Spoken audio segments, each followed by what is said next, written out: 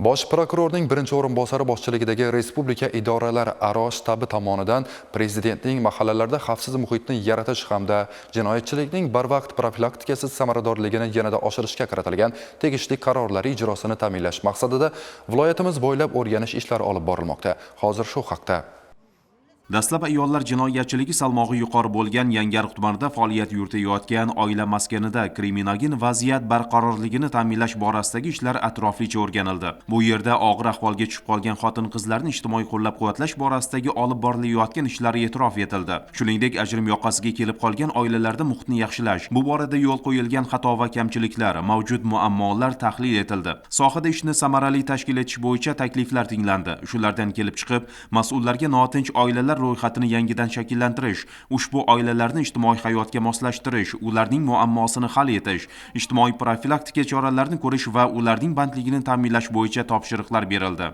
Bugungi kunda bizning tumanimizda oila va xotin-qizlar maskani ishga tushirilgan.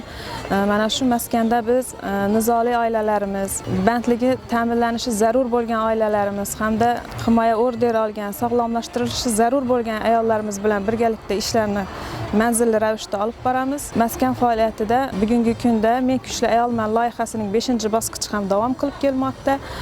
Mana shu loyiha asosida xotin-qizlarimizga psixologik xizmatlar, yuridik xizmatlar hamda biznesga ilk qadam loyihalari birgalikda olib borilmoqda. Bu yerda xotin-qizlarimiz ijtimoiy qo'llab-quvvatlanadi, bandligi ta'minlanadi.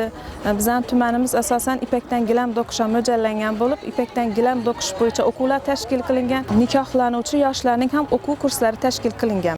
Shundan keyin tumanning kriminogin vaziyati og'ir bo'lgan Yangiobod mahallasida amalga oshirilgan ishlar holati ham ko'zdan kechirildi. Mahalla yetiligi va ijtimoiy profilaktikaga mas'ul bo'lgan mutasaddilarga yo'l xaritalar ijrosini belgilangan muddatlarda sifatli ta'minlash yuzasidan tegishli ko'rsatmalar berildi. Shuningdek, ijtimoiy profilaktika tadbirlarini amalga oshirish davomida aniqlangan muammolarga qonuniy yechim topish yuzasidan mas'ullarga vazifalar yuklatildi. Hududda qonun ustuvorligini ta'minlash, fuqarolarning huquqlarini ishonchli himoya qilish borasidagi ishlar ham atroflicha o'rganildi. Xususan, tuman prokuraturasi va ichki ishlar bo'limi tergovchilari ish yurituvdagi tergovga qadar tekshiruv materiallari va jinoyat ishlari bo'yicha dastlabki tergov harakatlarini olib borilishi, hududda sodir etilgan jinoyatlarni fosh etish borasida amalga oshirilayotgan ishlar o'rganilib, sohada yo'l qo'yilgan xato va kamchiliklar, amaliyotdagi mavjud muammoli masalalar tanqidiy muhokama qilindi. Shundan keyin